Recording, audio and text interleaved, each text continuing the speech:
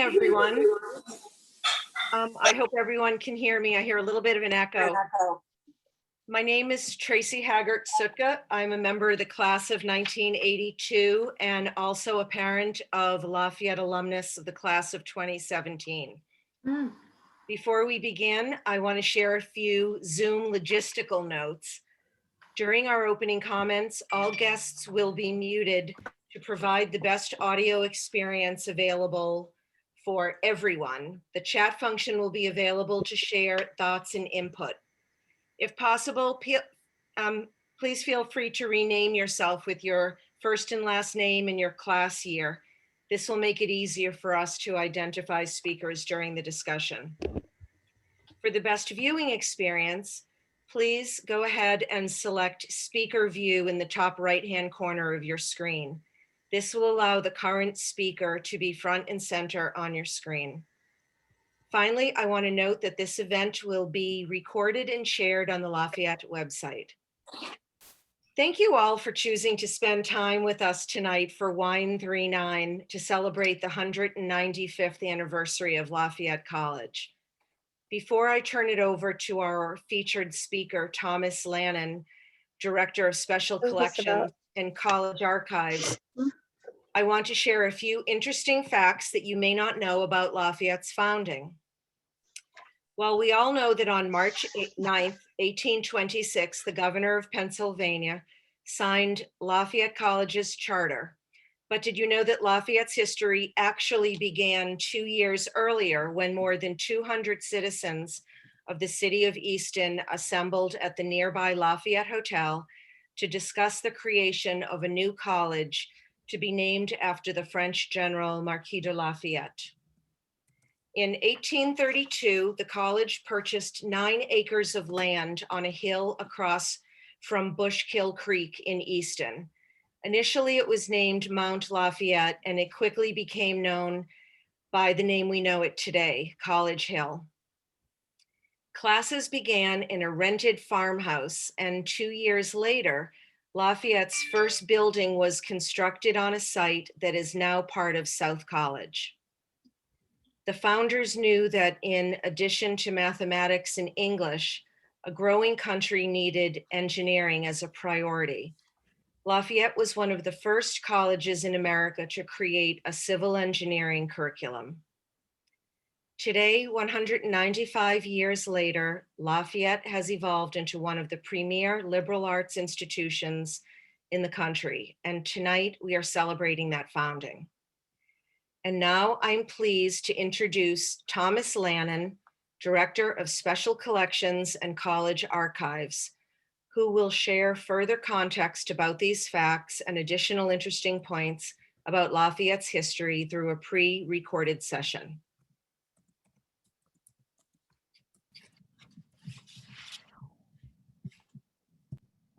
Hello, everyone. My name is Thomas Lannon, and I'm excited and proud to have started as the Director of Special Collections and College Archives at Lafayette last year in 2020. While it was a difficult year to start, I was excited to see our students back on campus in the spring. And it is an honor to speak to you all today, graduates of Lafayette College, to toast the founding of the school on 3/9/1826. As a new employee of the college, I am still learning the history of the institution, its student body, and the complex history of the Lehigh Valley region. When I was approached to offer some remarks for this event, I was excited to learn more about the history of the college, and in particular, the significance of 3/9. But I was also challenged because it's difficult to present and represent history and to discuss the past in 2021. There are important issues in our time now, things that need to be addressed today, inequalities that stretch back to the founding of the country, which require some pause and consideration. But this was also one of the reasons why I was drawn to work in the college setting and with the archives of a school, because the college experience, for those fortunate enough to achieve it and to experience it, is a valuable period of life. It is a time of self-transformation. It can provide a viable path where informed citizens emerge, individuals who are able to make a better future for themselves and others. College is a time when minds are formed and allegiances are made, but it goes fast and it quickly passes. But still, college is an important period through which character is derived. And I believe this is also on the minds of the founders of Lafayette College at its inception in 1826. And so we gather today on 3/9 to toast the college and its founding. But let's go back to the story. So we know on March 9th, 1826, the college charter gained approval from the Pennsylvania State Legislature and from Governor John Andrew Shulze. About the college charter, there are at least two important things to note. One, it guaranteed that no person shall be denied admittance or opportunity to serve as president, trustee, or faculty member on account of religious preferences. Therefore, the college was open to all, insofar as their religion was not a reason to bar admittance. And two, we know that by the date of March 9th, 1826, the name Lafayette had already been voted on and approved as the name of the college. This decision was made at a meeting of citizens of Northampton County in 1824, when it was recorded that the name of Lafayette was chosen as testimony of respect for the talents, virtues, and signal service of General Lafayette in the great cause of freedom, that the said institution be named Lafayette College. The name Lafayette was therefore important to the founders of the school, not solely because of his service to the American Revolution, but as the charter notes, his service in the great cause of freedom. Lafayette would later be remembered to have stood for racial equity. The anti-slavery advocate Thomas Clarkson quoted Lafayette as telling him, "I would never have drawn my sword in the cause of America if I could have conceived that thereby I was founding a land of slavery." Perhaps this was the great cause of freedom which Lafayette represented and what the college founders referred to in the charter. Certainly, we should think so. But we are here on March 9th, thinking about March 9th, 1826, and March 9th does not mark the naming of the school. So again, I wondered what is 3/9? It was a day when the charter met state approval, and with it, the college began. But the more I dug, the more I looked into this, I discovered there's more to the story of March 9th. In fact, on March 9th was the date of the drafting of a memorial resolution that was submitted to the Pennsylvania legislature. And this memorial resolution perhaps best represents the earliest aspirations and intentions of Lafayette College. So it's appropriate to highlight this document, this memorial resolution, today on 3/9. At the top of their letter, the subscribers wrote that the governments of the American Union are essentially dependent on the moral influence for their support, and that education, as a means of virtue, is an object of political importance. With recent news, this can be taken in many different ways, but the letter basically says that education is of political importance. The subscribers went on to say that not only should all citizens understand their rights, but they should also be taught how to defend them. To defend the rights of citizens, the early subscribers of the college did not aspire to create a military academy. Rather, they believed that knowledge would be the instrument for the defense of rights. The memorial goes on to say that every desirable result would be obtained by combining a course of practical military science with the course of literature and general science. So again, a course of practical science with literature and general science, the college founders believed would be the way to ensure the rights of citizens and protect the great cause of freedom. Therefore, it is a hallmark of Lafayette education still in the present day to combine and to integrate disciplines. So on today and 3/9, we can draw inspiration from the college founders and consider the lingering need for college education to educate people who stand for the great cause of freedom and the significance of their rights in a democracy. This seems worthy to remember, to articulate, to think about, to repeat, to celebrate with a toast. So I wish you all well on today, 3/9, Founders Day, and I look forward to the opportunity to meet more of you in person, to learn more about Lafayette history, and to connect with Lafayette alumni, old and new, to celebrate the school. Thank you.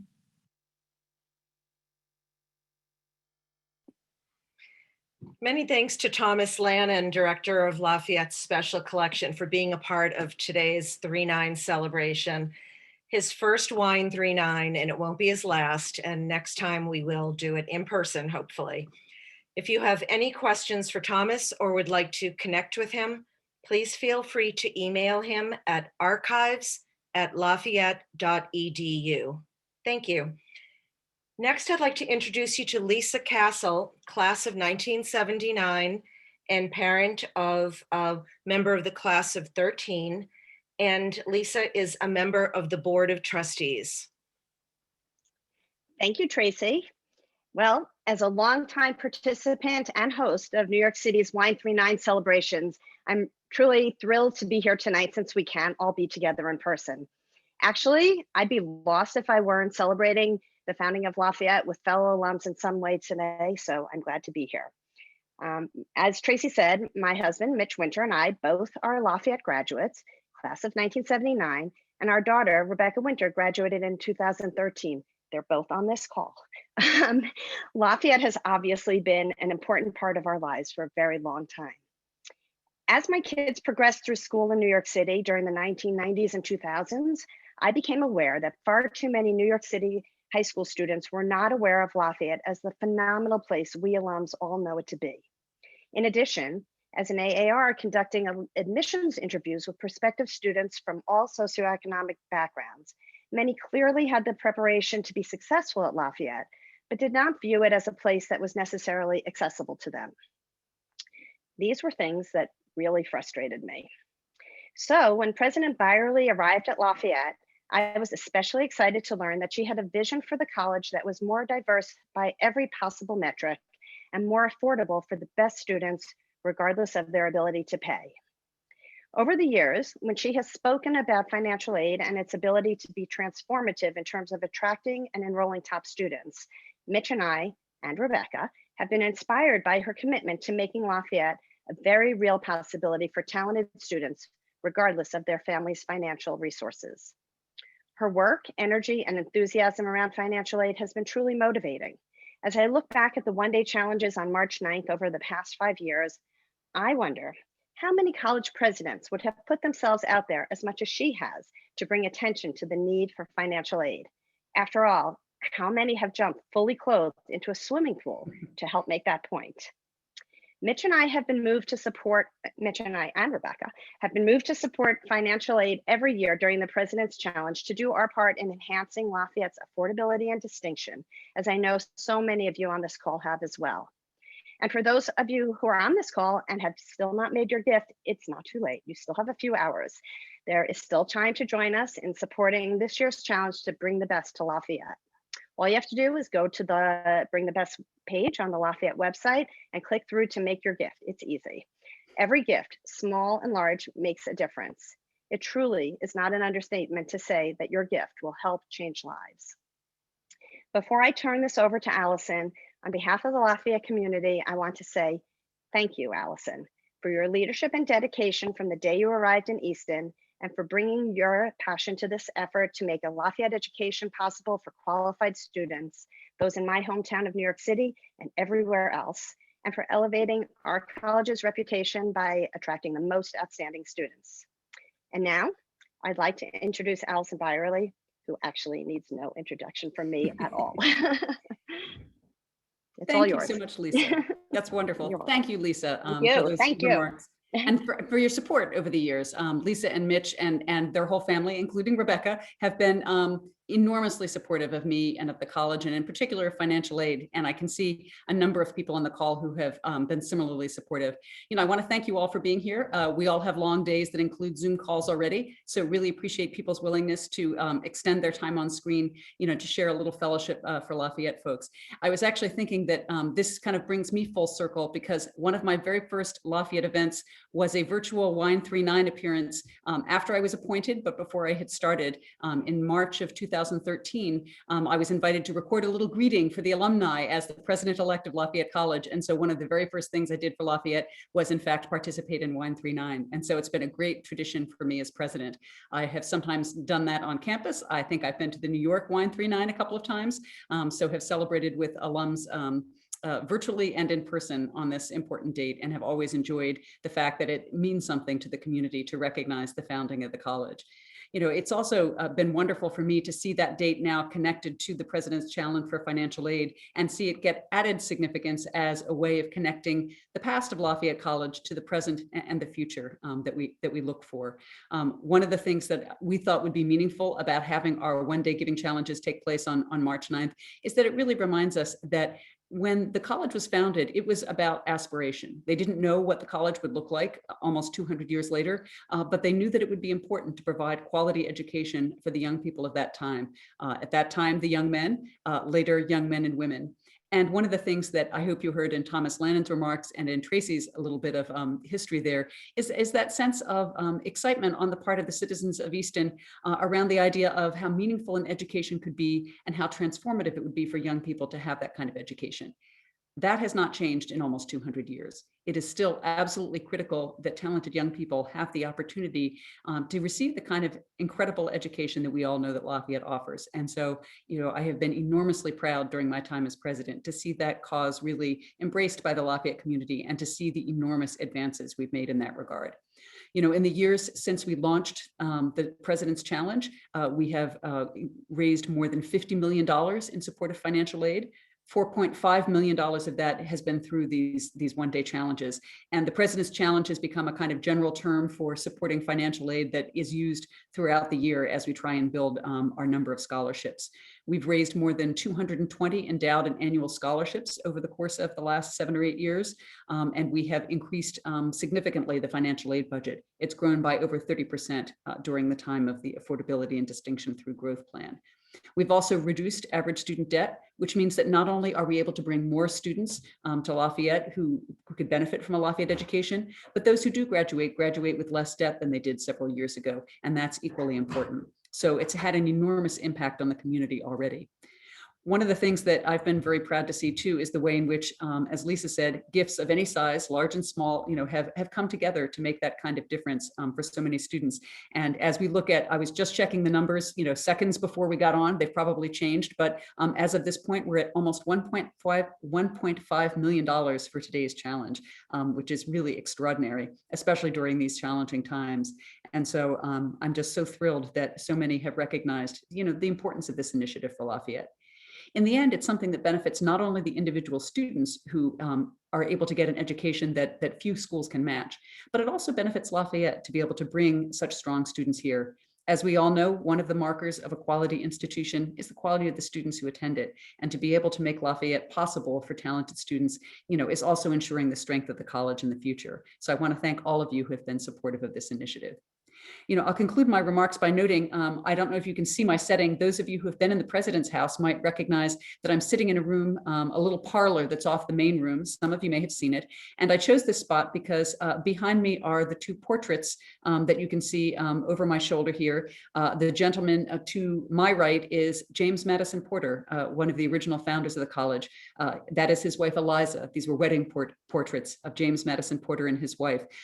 He is often credited with being the citizen who was most adamant about the need to found a college. And he's often thought of as the person who proposed the name Lafayette for the college. And so it's always been a pleasure to me to have the opportunity to share my home with James Madison Porter, given his importance to the college, as well as to see him, continue to connect with the history of the college that we're celebrating here today. And so I thought that if we're going to toast the founding of the college, doing so in the company of one of the college's original founders would be entirely appropriate. So I invite you to pick up whatever beverage you have handy and join me in a toast to the founders and to Lafayette College, past, present, and future. Cheers.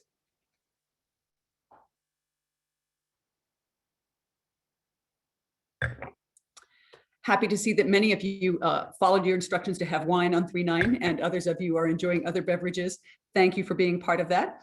I think our plan is to close out with the alma mater. And so if we can all sing along wherever we are, I think that's a wonderful opportunity to prove that we still know the lyrics and we still enjoy being together. And so before the alma mater brings us to a close, let me thank you all again for your support, for your love of Lafayette, for your willingness to come together tonight so that we could all share a few moments together, and for being part of this very special community. Thanks for being here.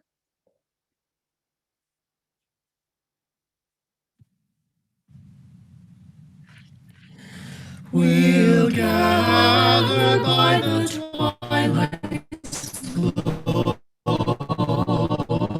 in front of old Pardee.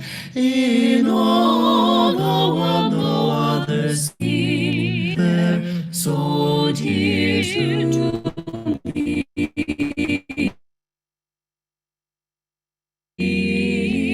Oh Lafayette, oh Lafayette, to thee our voices raise, while loyal lips and loyal hearts unite to sing thy praise. We'll gather by the twilight's glow in front of old Pardee. In all the world no other scene so fair, so dear to me, and future years shall not erase these gems of memory rare, but oft will live the scene again, impressed so firmly there. Oh Lafayette, oh Lafayette, oh joyous college days, ere while these loyal hearts shall beat, we've loyal lips to praise. We'll gather by the twilight's glow in front of old Pardee. In all the world no other scene so fair, so dear to me. We'll gather by the twilight's glow in front of old Pardee. In all the world no other scene so fair, so dear to me.